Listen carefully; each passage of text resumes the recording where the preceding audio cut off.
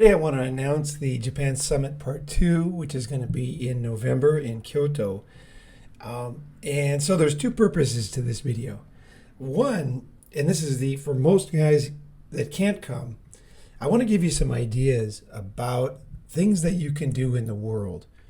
And as far as traveling, as far as seeing things that exist that you might not imagine. The reason why I think it's so important is because even if you can't travel now, even if it's impossible, you're married, it's impossible, or you're in the middle of school, as you lose interest in the West, and you think, well, what is there really to do here, right? Strip malls, just the typical traffic, like wherever you're living right now, right? You're like, fuck, I want to see more. Like, I want more out of life, And that's what this is for. This video is for you. So you're going to learn a lot of great information. And on top of that, I'm going to be announcing the summit and maybe give you some ideas if there's any way that you can pull it off.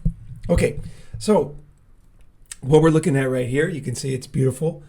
And I'm sure this has got a little bit of editing on it, but this is Kiyomizu Temple, Kiyomizu-dera in Kyoto.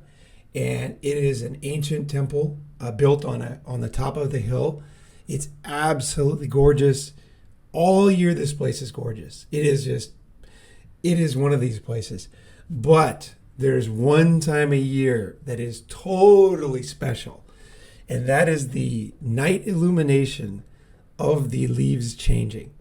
So you might be from, say, Switzerland, or you might be from Canada, and you might think, oh man, we got the best leaves here. This place is the best. You can't beat this place. And that's true. Canada, gorgeous. I will tell you something here, especially if you're one of those guys that loves the autumn leaves, right? The colors, is that the illumination in Kyoto, the fall colors in Kyoto at night are so unbelievable that it's like a fucking CG. It will blow your mind. I lived in Japan for many years and I didn't know about this. My parents went down to Kyoto and they came back and they were like raving about it. My parents, they love leaves. They're from northern Minnesota, from a cold climate. And, obviously our relatives are from Finland. So there's a lot of leaves going on, right? And they were like, no, this is special. You got to go. You got to go. You got to go. And I was like, whoa, how could I not know about something? And I'm sure there's a lot of people listening that don't know, like you can travel somewhere, right? But if you don't go at the right time, if you don't have the good information, life can be pretty boring. You can go to the same place and have a totally different experience. So what I'm trying to do here with this episode is really give you the best of the very best. I want the best for Ronin guys, like the very fucking best. That when you do something, there's like 10 levels of value in this fucking thing, right? And this trip to Kyoto is really one of those things. I've traveled the world, over 50 countries, and many, many times, not just once, different seasons. I've traveled a lot, as you know, and it is very difficult to find something special. I'll tell you that. But there's two things I consider very, very special. One of them is Kyoto for the illumination, and the other one is in India, actually, at a town called Jaisalmer in the desert. Those two things are just head and shoulders above other places. But we'll do the India one in another episode. So it's a very remote place, but I got to say, it really touched me, because here's the thing, like you spend your life in kind of a grind, right? You're just kind of going to work, you're fixing your car, you're doing stuff, right? And what you really want, what I think everybody wants, is that feeling of wonder to come back in the world, right? Where you feel like a kid again, where you feel like, oh my gosh, like what is going on here? And I think, if you're like me, you want the real deal. You know what I mean? Like you don't want to just get drunk and feel something, right? You want like something that is real and special. And it's a combination, it's got to be a combination of many things. And Kyoto is one of those things. There's no doubt about it. And during this season, it is unbelievable. But I'll tell you this, Kyoto is so unbelievable. The city itself, just the city itself. I don't know if you know the history of Kyoto, but the United States during World War II would not bomb Kyoto and did not bomb Kyoto. Even though the Japanese military moved all their equipment, manufacturing and everything into Kyoto, the U.S. never bombed it one time. Why is that? It's the one city they didn't bomb. It's because there was a U.S. historian, I forget the guy's name, but he convinced the military that it's such a special place in humanity, for humanity, that it should never be destroyed. Like, it can never be rebuilt. It's so special that it is like, they talk about heritage spots. Kyoto is the ultimate heritage spot. It is an absolutely unbelievably beautiful place. And it's not just the temples, and it's not just it's a combination of the geography, the specialness. Kyoto was the capital of Japan for a long time. And so there's also tons of remnants of that royal past. And we're going to see all of that during this summit. So we're going to hit the very best time. And I'm going to say, too, this is the best year to go. Why is that? The reason is this. I went to Kyoto Illumination the very first time in the 90s. And when I was walking to Kiyomizu Temple here at night, it was unbelievable because nobody knew about it. There was no tourists. It was just Japanese. I mean, there was Japanese tourists, but there was no foreign tourists. And I remember walking through there and there's something about Japanese manners in temples that is special. At nighttime, you're walking through here. They have the whole place lit up with candles. There's candles in the trees everywhere.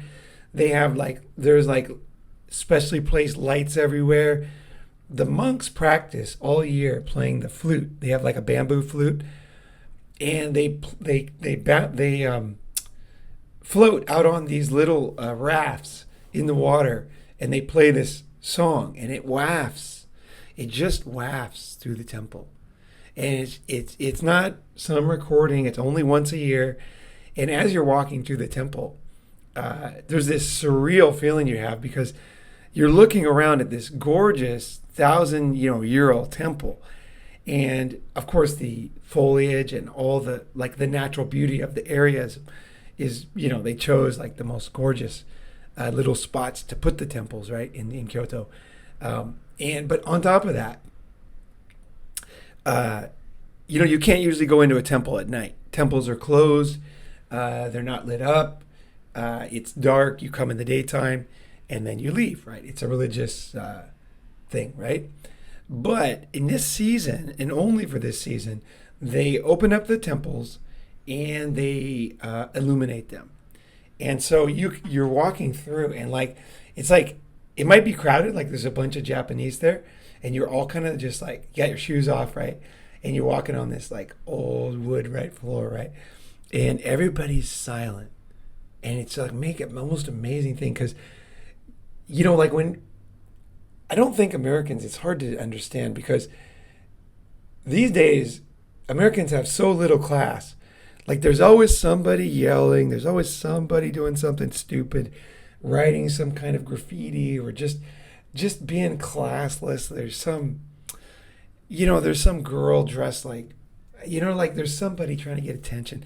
There's always somebody doing something that will take away from the the beauty of something, And I tell you, in Kyoto, with Japanese culture in general, but especially in Kyoto, and the combination of the temples, is the people's behavior is so amazing. When you're walking through here, it's there's so many different aspects of this thing, right?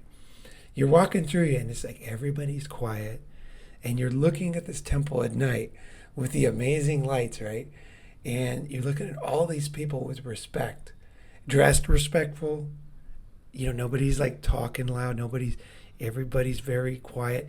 And you're walking through the temple.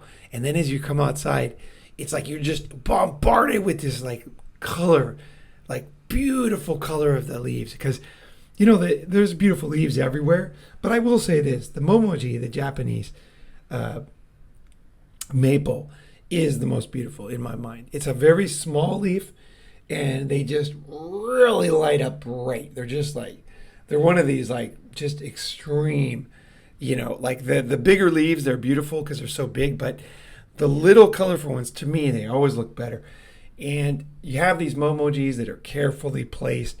I talked about it in a past episode how, these temples, they took some of them took hundreds of years to build. And during that time, they're moving trees around, they're adjusting the height of things.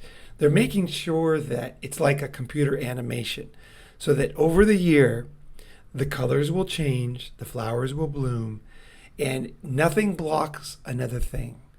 And everything is complementary. So if there's like a lot of red, they'll add yellow.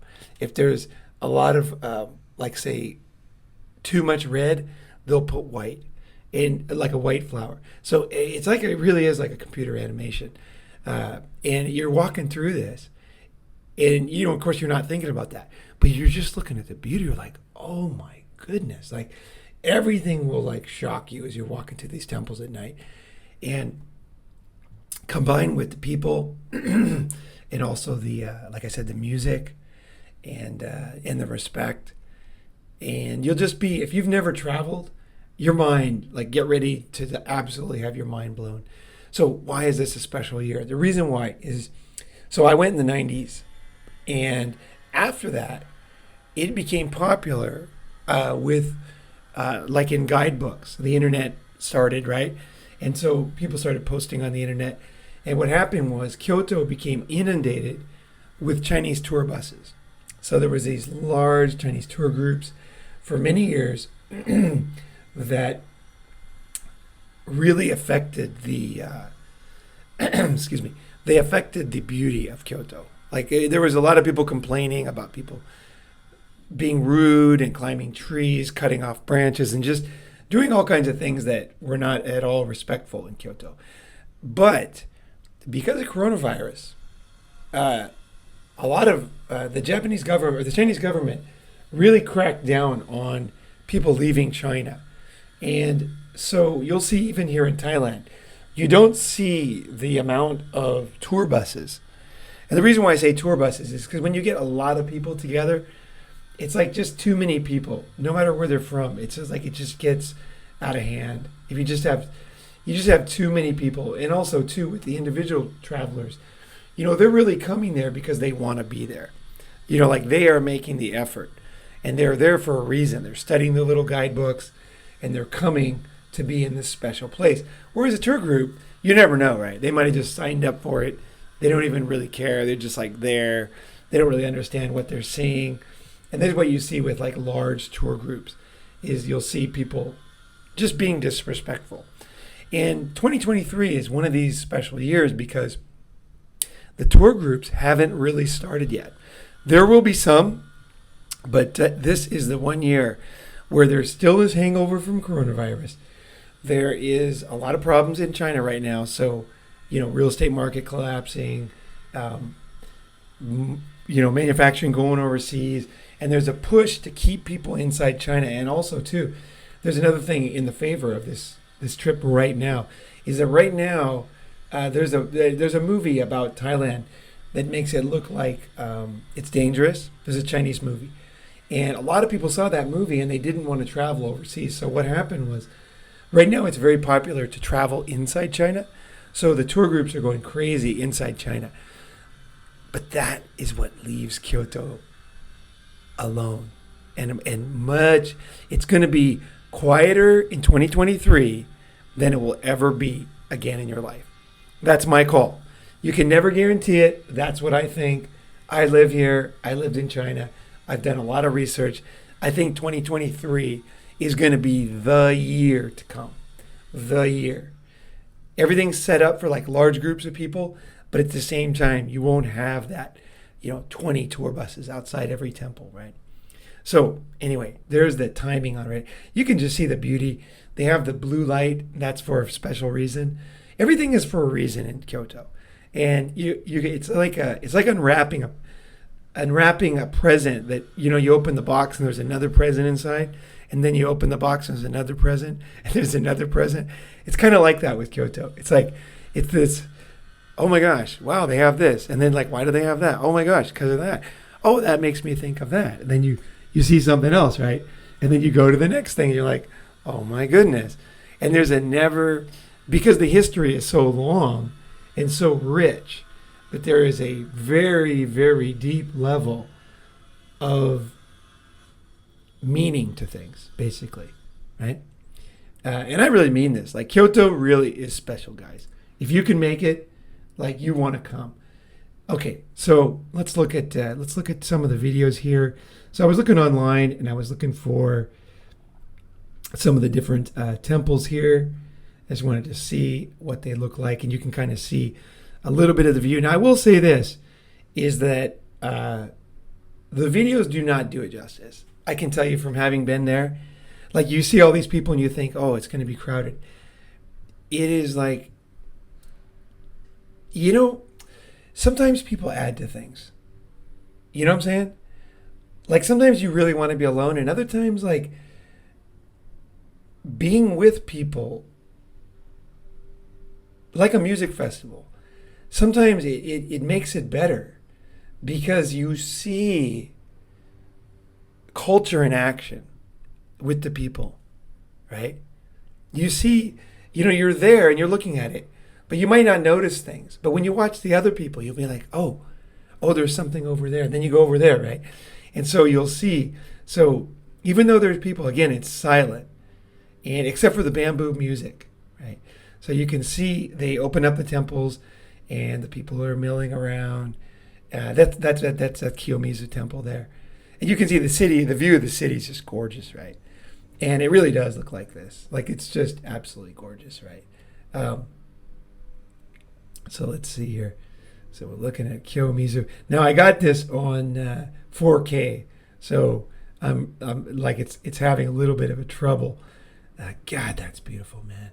Sometimes in Kyoto, you feel like, like you feel like you've been transported into another world. Like, I've been to Kyoto many times, and I always go back because I just feel like,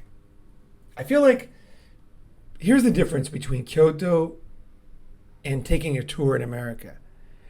When you go on a tour in America, there's nothing to see, okay? Everything is speeches. So, for example, he's going to stand there, he's going to say, well, Benjamin Franklin was over there, and, George Washington crossed over there. And so they're telling you, I'm not saying it's worthless, but I'm just saying, like, think of the difference here. Is like, one of them is like, he's explaining to you. And, you're sitting there as a modern person, right? And you're thinking, like, I wonder how true any of this is, right? Because you realize that people that write history, they don't necessarily tell the truth, right? You know what I'm saying? Like, they might just be saying things that make them look good, or they might be overlooking something that, if you were there, you might not have liked it, right? So there's a sense for me that when I hear stories, just a story, I just feel like, I don't know, it doesn't satisfy me. And that's why I don't like going on, like, tours in America. I would never go on a tour, or because it's like, there's really nothing. I don't feel like there's nothing.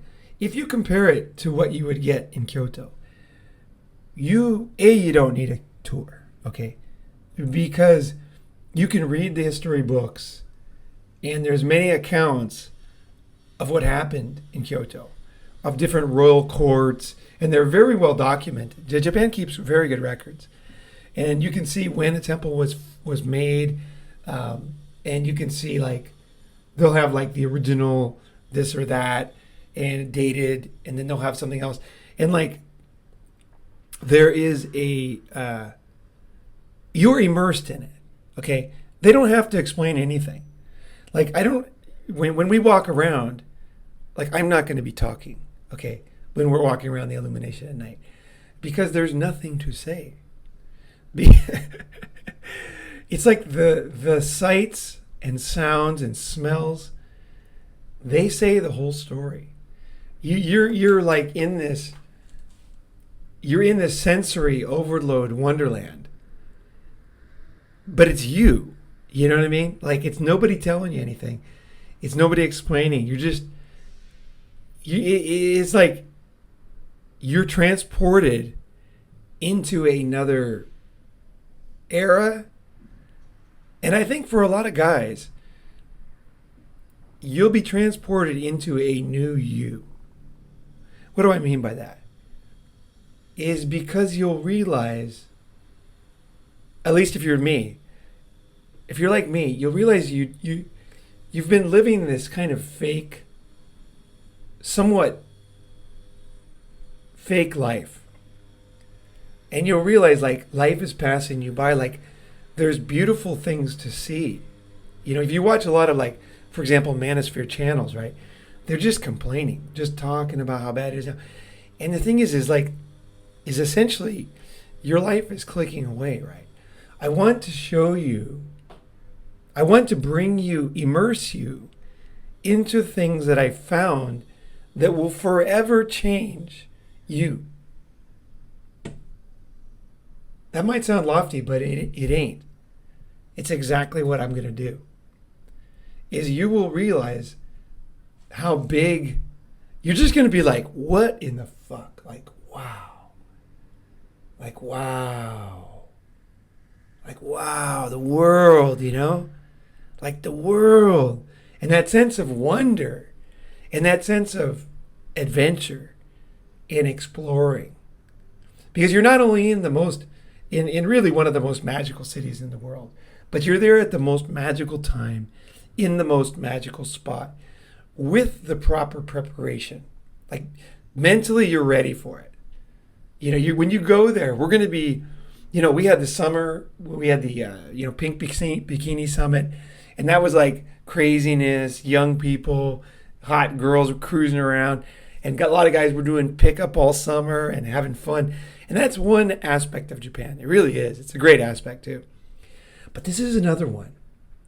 This is, I don't want to say spiritual, but it is, because that word I just feel has been overused.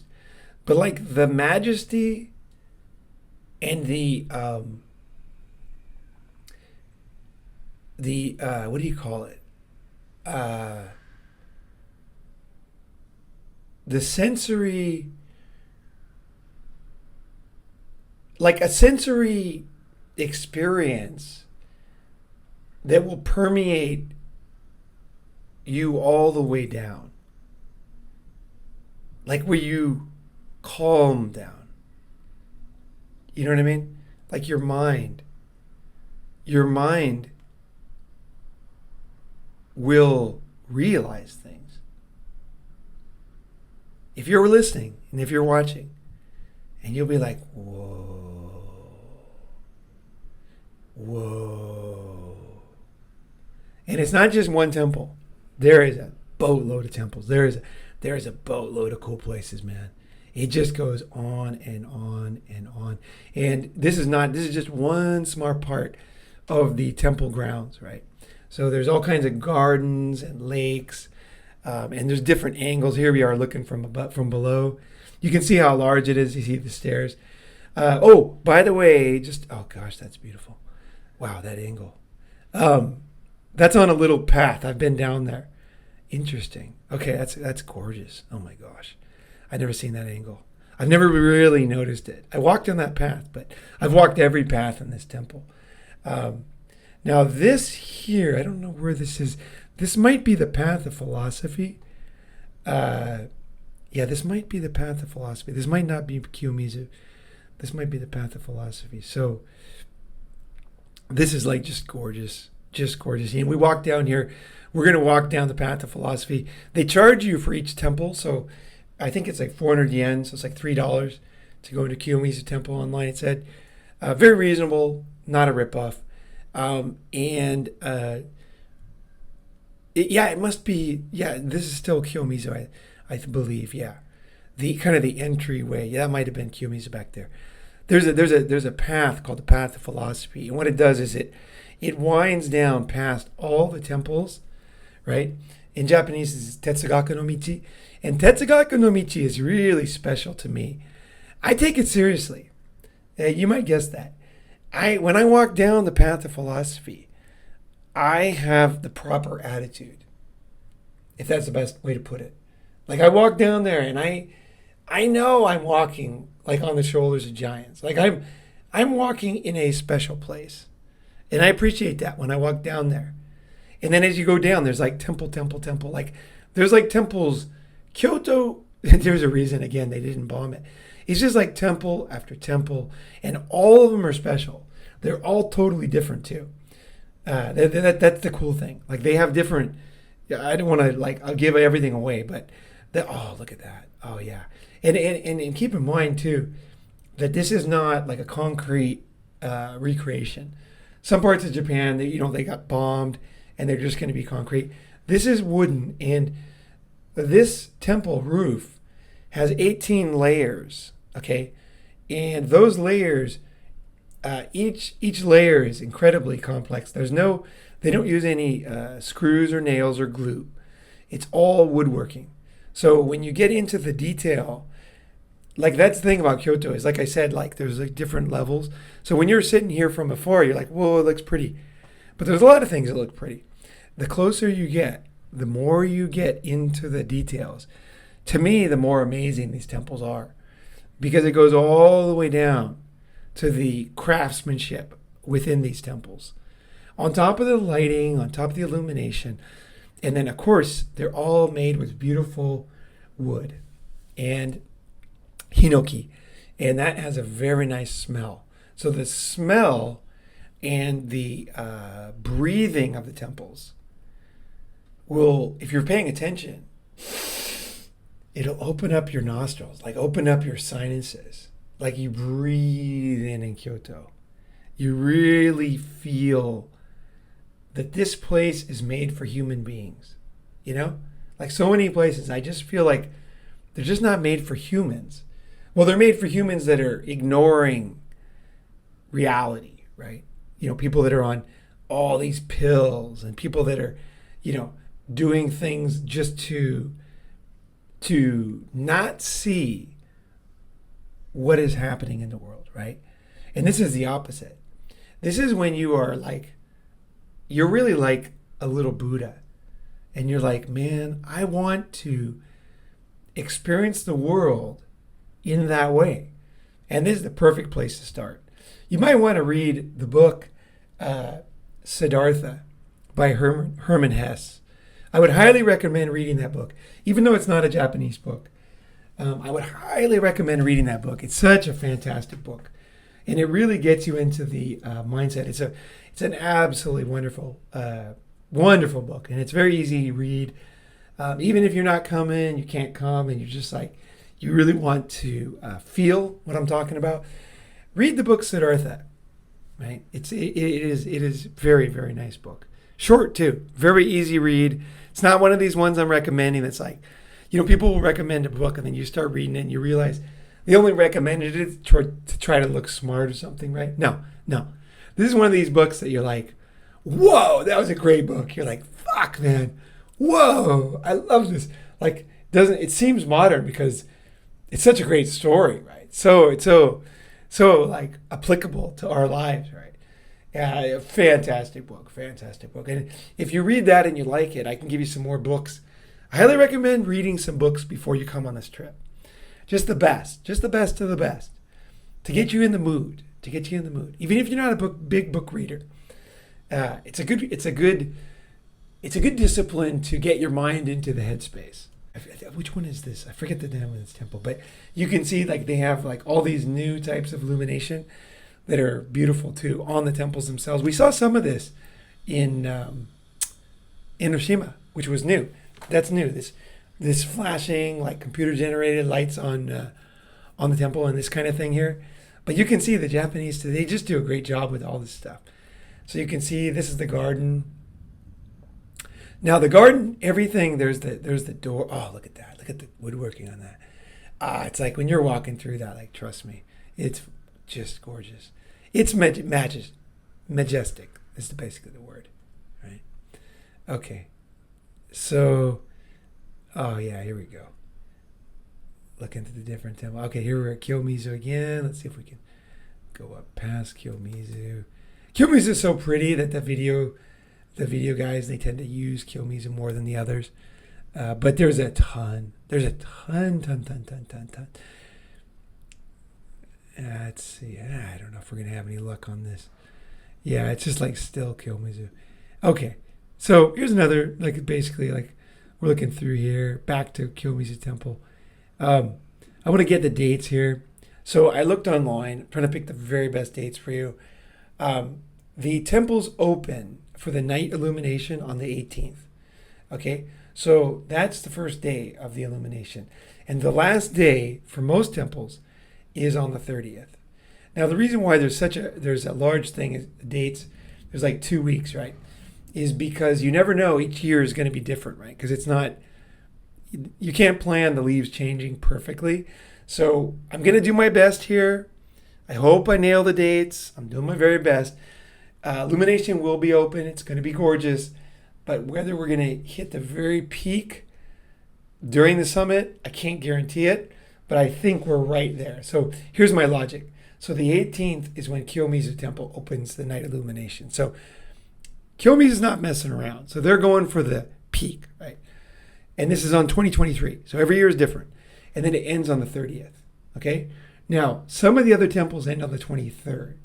So I think our best bet for the summit is not the 18th, not the 17th, 18th. I think that's too early. It's like a week too early. It's going to be beautiful, but we don't want to do that. Let's go for the very middle of the night illumination of the most famous temple. That's going to be probably the peak right there. So we'll do the summit 24th, 25th, 26th. Now, as usual, I'm going to go early and I'm going to stay late. Okay?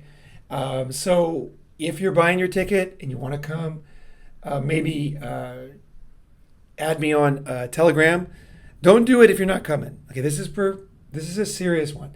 This is going to be an absolutely like magical, mystical type of thing. So if you're serious about coming, you can make it. Add me on Telegram. My ID is Ronin Free. And then you can always email me if you don't have it. You know, for some reason you can't having a problem with your apps or whatever. You can email me at roninmigtao@gmail.com. And then I'll get you on the list. But we'll have the actual summit 24th, 25th, 26th. And I want to do, so I'm going to be there early. Okay, I don't know the exact dates.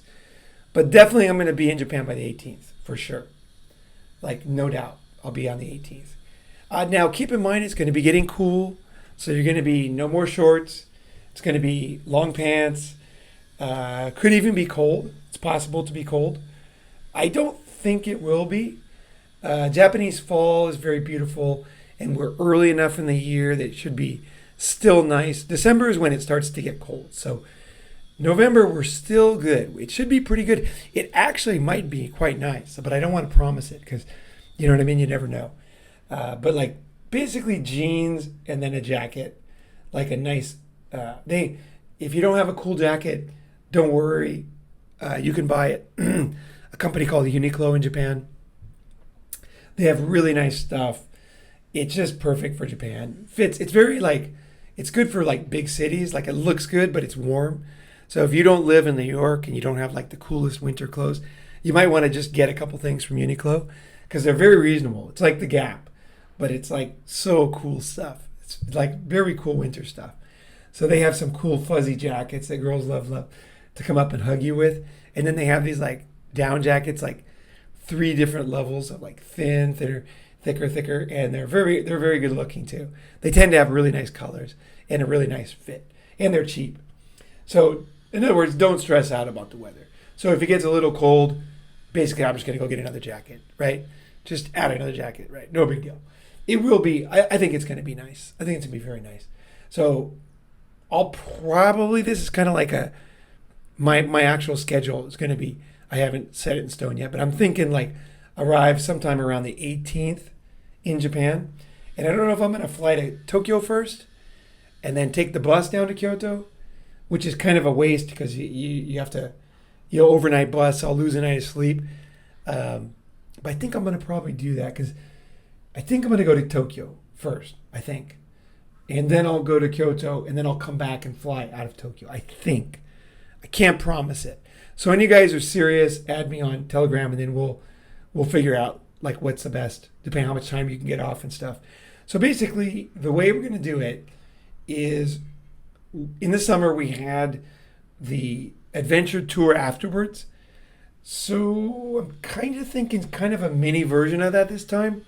So like I said, I'll be there is on the 18th. I'll be in Japan on the 18th. And then the summit's on 24th, 25th, 26th. And it's going to be in Kyoto. So if you're going to fly in, if you're flying, there's a city that's near Kyoto, Osaka. Now, Osaka is a better place to stay, and it's a better place to fly. Kyoto is very expensive. It tends to be a little hoity-toity. But Osaka is only a 45-minute subway ride. So subway means that it's easy and cheap. So, like, for example, you can live in Kyoto, in Osaka, and then you can do day trips every single day to Kyoto. No problem. Like, no problem. And Osaka has all kinds of cheap accommodation. They've got youth hostel things. They got, like, cheap Airbnbs. They got all kinds of stuff. And Osaka is a very cool town, too. Yeah, I'm thinking about it again. Maybe I'll fly into Osaka. I'm not 100% sure. But I'll be there by the 18th. So if anybody does, just buy a ticket right away. Just figure I'm going to be in Japan by the 18th. But Osaka has a good airport. And there's also another airport that you should know about. I don't have the name right here, but it's on Shikoku Island. It's over the bridge from Osaka. It's very close. If you look for Osaka area airports, there's one airport that's like about an hour away by bus. And sometimes, not always, but sometimes the flights are really cheap in there. And then they have a bus. Like I flew in there before a couple times, and it was so easy. Like I finished my flight, I walked outside, there was the bus waiting. Like they knew the flight was there, and I got on, and then the bus was like, it was like so cheap. It was like $6, and then they brought me downtown Osaka. And so that was kind of the way to go. So don't feel like you got to go into the Osaka airport. It's also on an island too, but there's like this kind of expensive train that goes from Osaka Island to the city, and this cheaper airport might be the way to go if you want to save a few bucks. And obviously, if you want to save time, just fly into Osaka. So fly into the main airport, and then we'll probably be staying in downtown Osaka quite a bit. And Osaka is a fun city. I lived there for almost a year, so I know the city pretty well, and I can take you around. I have friends there, and we will have a good time. So Osaka is a great city. Great city. It's different than Kyoto. The Osaka girls are different. The vibe is different. And it's special, and it's cool. So I always put Tokyo number one, and then I would say Osaka for big cities in Tokyo is like definitely number two. But no doubt about it, Tokyo's number one. So just kind of as a thought kind of experiment, if you're coming to Japan for the first time, never traveled before, and you might never come again, go to Tokyo and then come down. And then bite the bullet, take the night bus. It's only like $40 for a night bus. Depends on if you go on a weekday or a weekend. But it's very cheap. And you can sleep on the bus. If you're a sleeper, you can sleep on the bus because the beds kind of go back and everybody's quiet. A lot of students use the night bus. It's not like the Greyhound. It's like high quality people. So you can take the night bus. And also there's obviously, if you got money, there's a Shinkansen, which is a piece of cake. It's like a 2-hour ride, any time of day, 15-minute intervals. You can jump on that thing and you can be down there. Now you can also buy a Japan Rail Pass. And then you can use that. It might be a reasonable thing to do. And the reason is because of what I'm going to announce next. So Japan, I don't know if you know this. Are you a snowboarder? You ski? Well, Japan has the world's best snow. I know it's hard to believe. You're going to be like, I never heard that. It is the finest powder in the world. And so a lot of the contests now, snowboarding, people are starting to know this. And you can see in the pictures, it actually is like this. And it's the best snow in the world. They have the fastest lifts. There's tons of resorts. There's cutie pie snow bunnies everywhere. It's very reasonable. The lift ticket in Japan is so cheap compared to America, you won't believe it. I think it's just because they don't have lawyers. But you can get a cheap lift ticket, like no problem. There's obviously different resorts are going to be cheaper or more expensive. But what I'm thinking is after the summit, okay, so the season really starts in November and gets rocking in December. So I'm thinking we go skiing, snowboarding after the summit. Okay, so for you guys that want to do, like as they say in Japan, plus alpha. It's like two birds with one stone, right? Japanese saying, right? Plus alpha means you're getting Kyoto, you're getting history, you're getting Illumination, you're getting leaves, you're getting culture, you're getting, history, and then on top of that, you're getting snow bunnies. It's kind of like skiing in Japan sometimes can be like Enoshima in the mountains. If we do it right, if we nail it right, we're going to have to do some planning on this one. But if anybody's serious, they want to do it, we're going to have to talk about the potential snowboarding ski trip afterwards. And so the summit costs the same as usual. If it's your first time, it's $398. And if you've been to a summit before, it's $298 US dollars. And then there'll be some kind of a charge for the trip. So I don't know exactly what it's going to be. We want to keep it very reasonable. And the reason why I wanted to keep it super cheap is because there's so many different types of Ronin guys. I don't want anybody to miss out on something just because of a few dollars. So we're always going to be looking for the best deal for places to stay. We're always going to be looking for the best deal for transportation. We're going to be looking for the best deal for lift tickets. We're looking for the best deal for every single thing. And you got a ton of smart guys who are very tech savvy, who are going to be, grinding away looking for good deals. So we might end up, and I think this might be the smartest way to go, is to buy a Japanese snowboarding pass, so that we'll come back to Tokyo, and then or even from Kyoto or from Osaka, and then we'll get on a bus, we'll get on a Shinkansen, and then we'll go to a ski resort directly, included in the price. Those tend to be the best deal in Japan. When you go on your own skiing, sometimes it can be a little bit rough because you didn't know about one section where you got to find another bus, and it's a pain in the ass, and this and that, and maybe it's just like, like the Japanese ski packages are really amazing. Like, they're a very good deal too. They're really cheap, actually. They're fucking amazing.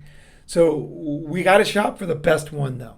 So I need to know who's coming, and how long you can stay in Japan, how long you're going to be there, and then we can plan the dates. Because again, this is seasonal. So it starts in November. The best snow is in January, the very, very peak. Like, that's the awesome season.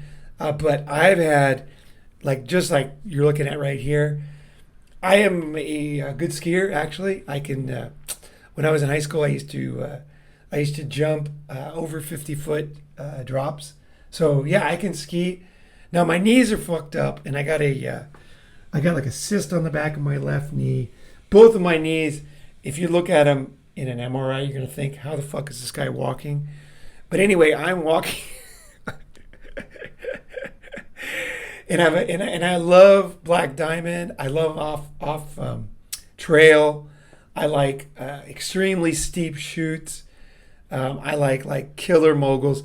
I'd like to ski. Okay, I love to fucking ski. Now I haven't really skied since I hurt my knees a lot, but I'm not that worried about it.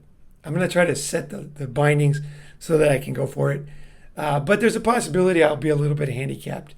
Not my usual self, but I will tell you that no matter what, I am going to go crazy regardless. So I want to try, just for you guys, if you haven't skied in a while, they got some kind of new skis where they bend up in the back and they bend up in the front, and you can go backwards on them, and you can like. Apparently, they're very, very fun. Like, it's not just snowboarding anymore. I don't know if you know this. Like, a lot of guys, skiers are gonna know, but for people who haven't been skiing a long time, you might not know that. Like, there's very fucking cool skis now. Like, it's a totally different thing than before. It's like skiing is popular again with these new, like, they're wider and shorter, and they're supposed to be very, very fun. So that's what I want to do. I'm not going to snowboard. I just think my knees just a little sketchy for my knees, so I'm going to try these new skis. That's my goal. So I want to do this. I want to go on this trip. Okay, so I'm not telling you guys something like as a like, hey, you guys got to go. I want to go, and if you want to go and you want to have fun, come. I'd love to have you. I'd love to have a group of guys coming up here and snowboarding. It is very, very special. I'm going to tell you that. Snowboarding in Japan, again, we're hitting two different cultures here. It's like the Japanese mountain, and up there they have different foods. They have like hot spring baths. You got, like I say, you got snow bunnies everywhere. When you eat in Japan, these like resorts, it's a very different vibe than it is in Europe. Like, if I've skied in Europe and I've skied in America, and like there's this kind of like similar vibe of like junk food and stuff. Not in Japan. It's totally different.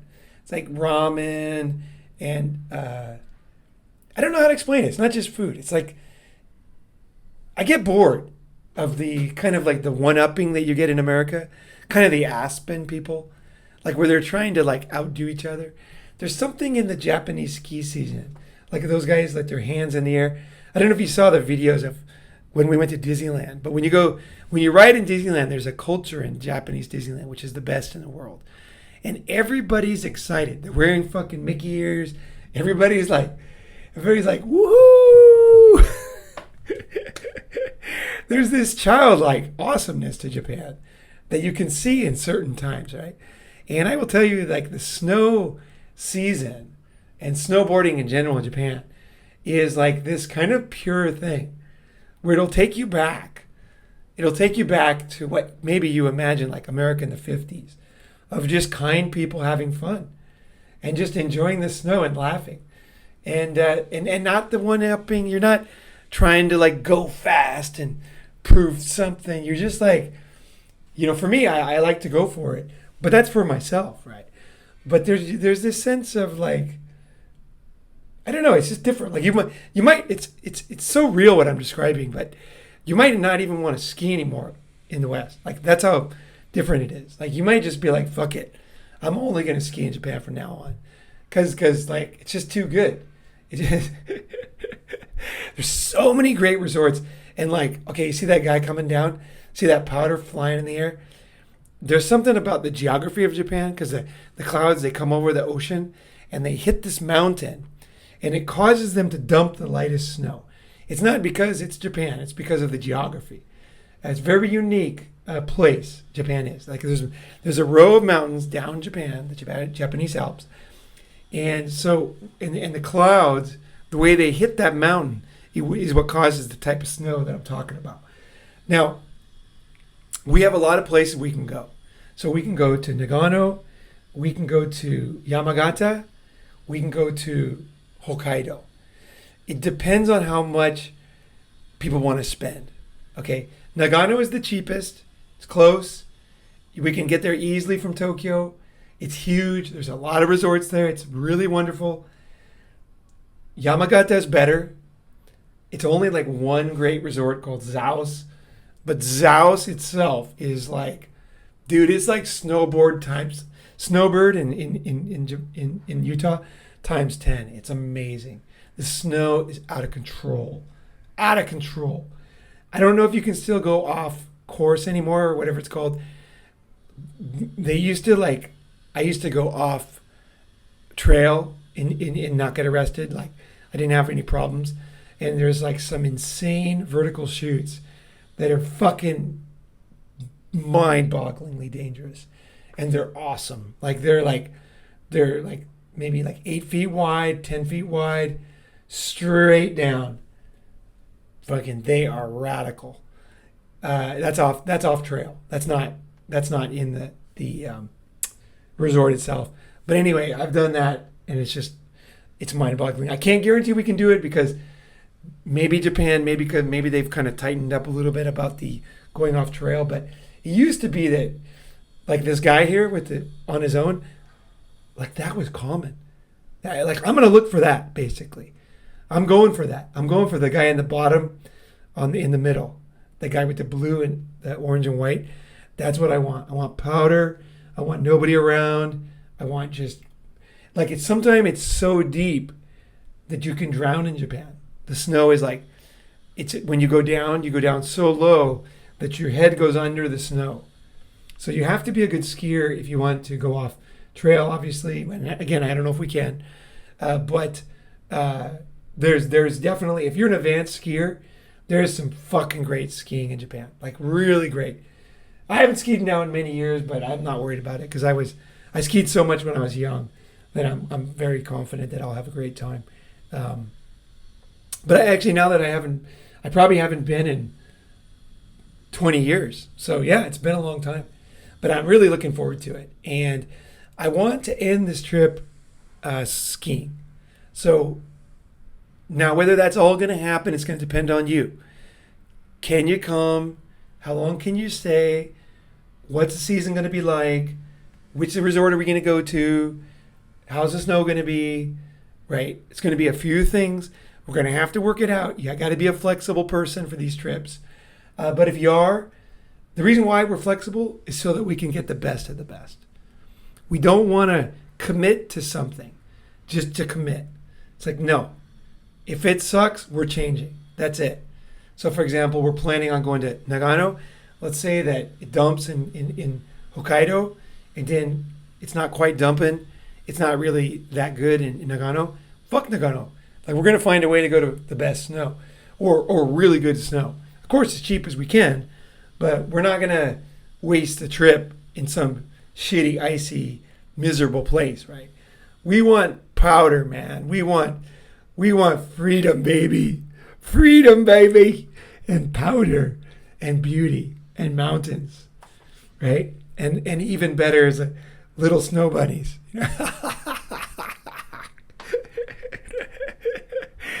Little snow bunnies cruising around, smiling and giggling. That's what we want. All right, guys. So that's the plan. Let me get back to the dates here. So the actual summit itself is 24th, 25th, 26th November 2023. You have 2 months. Today's the 24th here. You got 2 months to get ready. 2 months to get tickets. So buy your ticket as soon as you can. Those are the dates of the summit. Again, I'm going to be there at least on the 18th, and I'm going to stay afterwards. So I don't know the exact dates. That's going to all depend on you. Okay, I'm not going. I want to go with you guys. Okay, I'm not just going on this trip. I want to go with you guys. I had such a great time with everybody. The crew that we got in Japan this summer was unbelievable. You guys that were there, all you guys that came along on the whole trip, I am so grateful.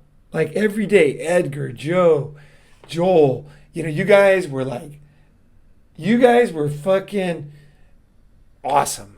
Like, you know what I mean? Alex, Sean, Curtis, I can't name everybody, and I'm sorry if I'm missing some names. Adam, you guys were just fucking there, and it made the trip so great for me. And I want to do a similar thing, but a totally different view of Japan. Totally different. Okay? Now, as far as price, I don't know how much it's going to cost every single day, obviously. I just want to say this, that our goal in the summer was to keep it under $100 per day for the trip. Okay?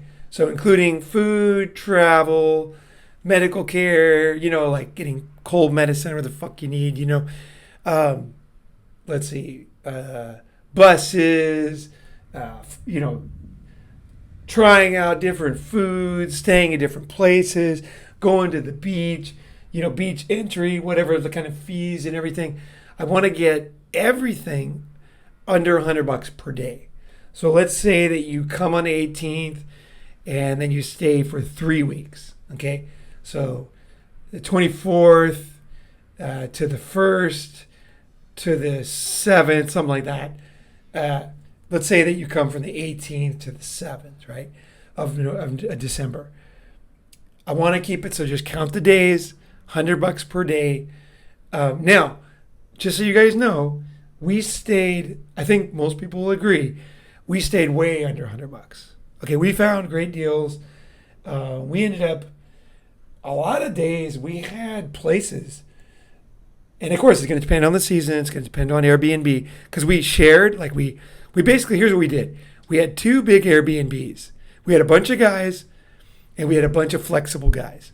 So we got 2 Airbnbs that were kind of, let's say, set up for 4 people. So we had like 8 official beds, and we had like, let's say, 15 guys. And we basically just squeezed into whichever one we could kind of figure out that night. So we split the costs, and everything worked out great. We never had any trouble. So we not only found the best deal, but we even like squeezed in other guys, and then everybody was cool. Everybody shared costs. And in Japan, you sleep on the floor anyway. So the beds don't matter that much. There's usually a bunch of futons in the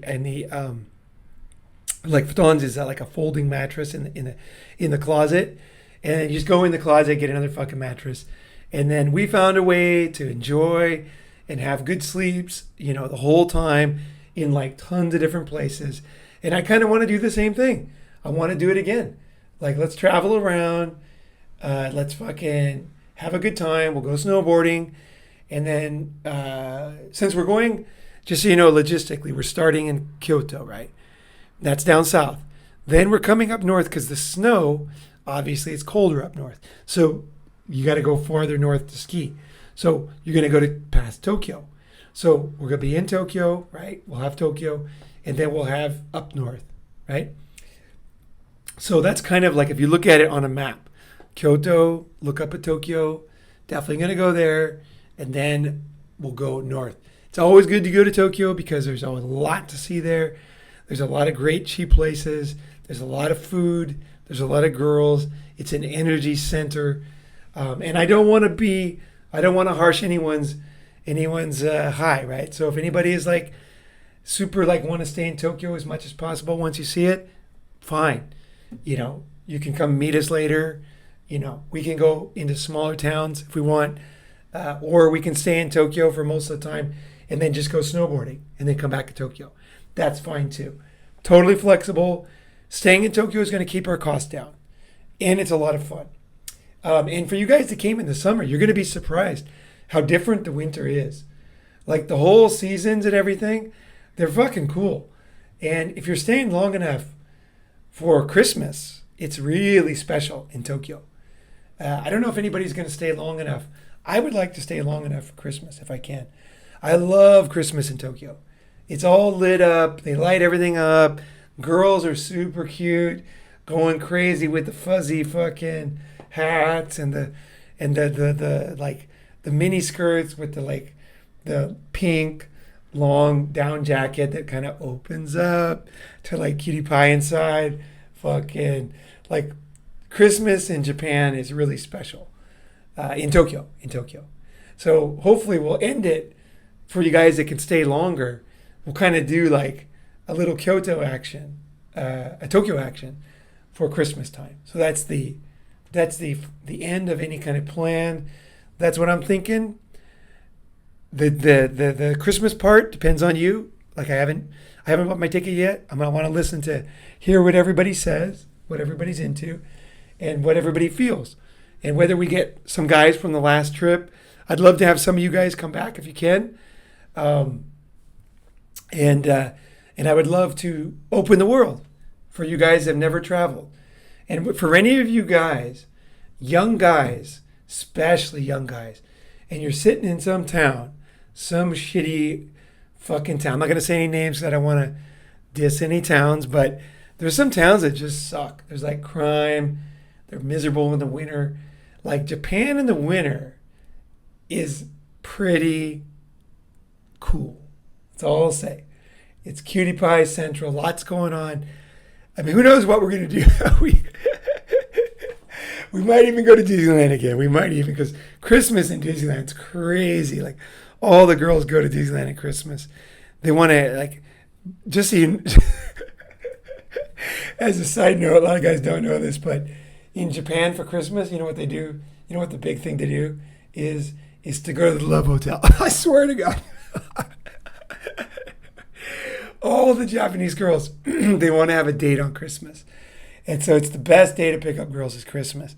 If there's girls out and they don't have a date, it's kind of like Valentine's Day back home. You know, the girls, they used to look like losers because they didn't have a date. You know, now with all the weirdness, who knows what anybody does. But in the old days, a girl would be embarrassed.